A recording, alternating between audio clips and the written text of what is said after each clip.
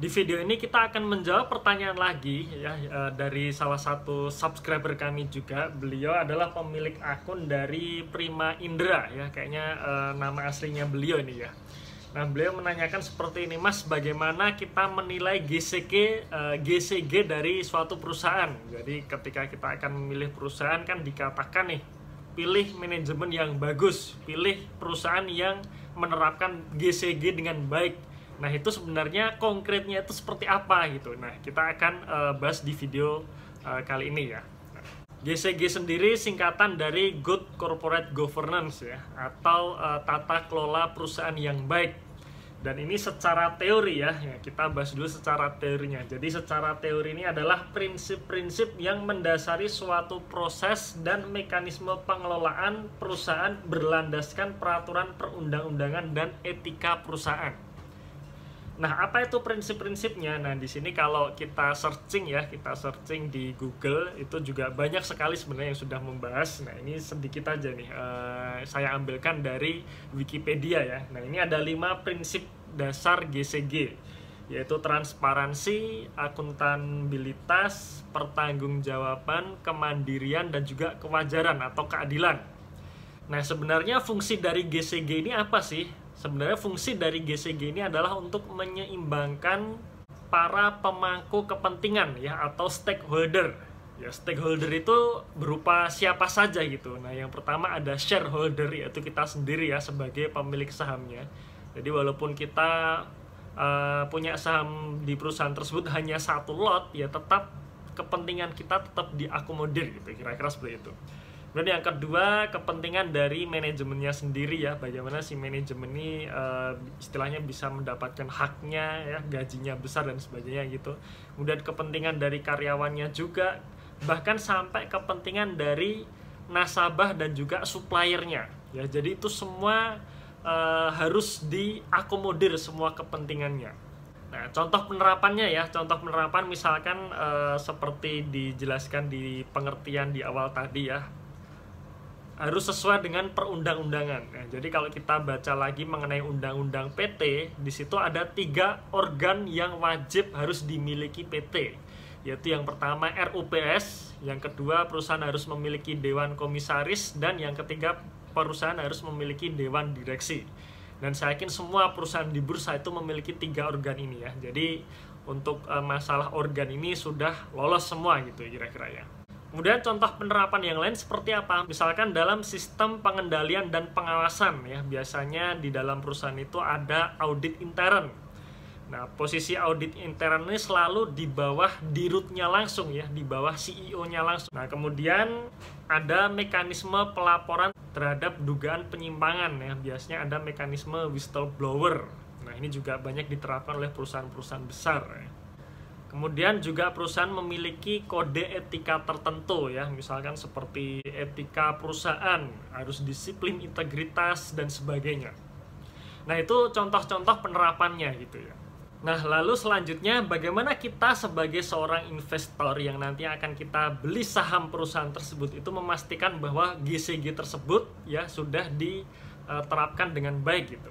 Nah, sebenarnya ada beberapa tips ya teman-teman sekalian. Yang pertama ya pastinya kita harus lihat berita ya.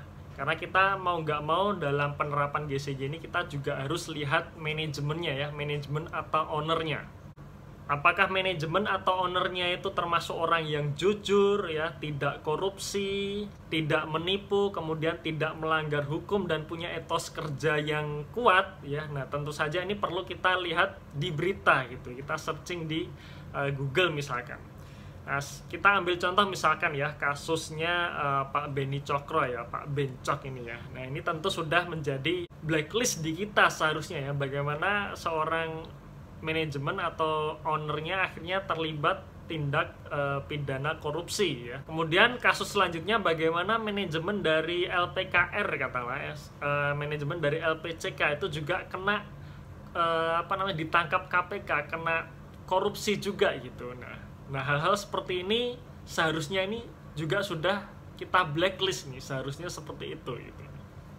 Kemudian berikutnya yang perlu kita lihat juga adalah penyajian laporan keuangannya. Yang pertama, apakah laporan keuangannya itu disajikan secara wajar, artinya tidak aneh-aneh. Dan yang kedua, apakah dipublikasikan secara tepat waktu. Misalkan kita ambil contoh kasusnya seperti Garuda di tahun 2018 kemarin ya, laporan keuangan 2018 kemarin, di mana akhirnya laporan keuangan Garuda ini harus direvisi. Nah, ini juga menjadi catatan buruk tersendiri dari emiten tersebut gitu. Nah, cuman menariknya atau amannya karena Garuda ini adalah BUMN, ketika manajemennya ini sudah bermasalah ya sudah tinggal diganti saja, itu sudah beres gitu ya. Nah, berbeda kalau perusahaan swasta di mana manajemen maupun ownernya itu tidak selalu cepat diganti gitu.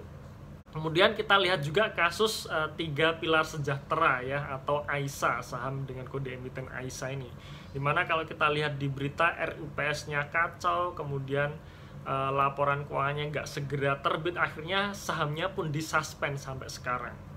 Kemudian balik lagi ke LPKR misalkan ya, saya sudah pernah membahas tentang saham LPKR di video ini ya, dimana di situ juga LPKR ini sedikit tricky gitu ya. Saat itu kalau nggak salah tahun 2018 ya, laba bersihnya itu di situ tercantum 1,7 triliun, tetapi yang bisa diatribusikan ke pemilik entitas induk itu hanya 600 miliar gitu. Jadi seakan-akan 1,7 triliun ini besar banget gitu, tapi setelah kita perdalam lagi ternyata yang menjadi hak pemegang sahamnya itu hanya 600 miliar. Sisanya kemana ya nggak tahu kemana gitu, ke kepentingan non pengendali itu kemana saja. Nah itu yang kita tidak tahu. Nah itu adalah contoh-contoh kasus dalam penyajian laporan keuangan. Nah ini ada tips teman-teman ya, sedikit tips ya dari saya ya, sebenarnya ini juga bisa jadi kesimpulan. Nah biasanya kalau kita menemukan perusahaan yang bagus ya, kinerjanya solid ya, fundamentalnya bagus, selalu tumbuh. Nah, biasanya perusahaan tersebut itu sudah menerapkan GCG yang bagus ya, yang tepat gitu. Misalkan kita ambil contoh lah ya, katakanlah perusahaan milik Ciputra gitu. Pernah dengar kasus Ciputra? Enggak kan? Bagaimana perusahaannya bagus gitu kan, secara overall bagus. Kemudian kita lihat Astra ya. Astra kalau kita lihat Astra beserta semua anak-anaknya kayaknya nggak pernah ada tuh masalah dari manajemen Astra terhadap tindakan hukum gitu, kayaknya nggak pernah gitu ya. Nah dan kita lihat ya, Astra sampai saat ini pun perusahaannya masih tumbuh. Sebenarnya kalau saya simpulkan ya ujung-ujungnya kembali lagi nih ke laporan keuangan. Biasanya ketika perusahaan sudah menerapkan GCG yang bagus, maka laporan keuangannya itu juga bagus gitu, juga sehat. Nah, maka sangat penting sekali nih bagi kita seorang investor ini harus bisa membaca laporan keuangan dan menganalisa laporan keuangan. Itu tuh biasanya sering saya sebutkan itu adalah hukumnya wajib gitu. Kita investor saham wajib hukumnya bisa membaca laporan keuangan dan analisa laporan keuangan. Nah mungkin itu ya, yang bisa saya ceritakan mengenai GCG ya, dan itu kesimpulan saya sendiri dan berdasarkan pengalaman saya sendiri. Nah mungkin teman-teman ada yang berbeda pendapat, gak apa-apa, silahkan teman-teman komen ke video ini ya. Jadi siapa tahu teman-teman ada yang berbeda pendapat, nah silahkan utarakan di komentar di video kali ini ya, di video di bawah ini. Oke, mungkin itu sekilas jawaban saya mengenai GCG ya. Semoga ada manfaatnya dan teman-teman silakan share ke teman-teman Anda yang lain supaya teman-teman Anda yang lain juga mengetahui informasi ini. Dan jangan lupa juga ikuti workshop online saya ya, Value Investing Mastery ya. Bagaimana di dalam workshop online saya tersebut 3 hal yang akan kita bahas. Yang pertama, cara membaca laporan keuangan dan cara analisa laporan keuangan. Yang kedua, cara menghitung valuasi harga wajar saham. Dan yang ketiga, cara menyusun portofolio yang ideal. Nah teman-teman silahkan klik linknya di bawah di dalam deskripsi video ini ya. Ada linknya, teman-teman bisa ikuti melalui link tersebut. Oke, itu sekian video kali ini. Tunggu video saya selanjutnya dan salam Passive Income.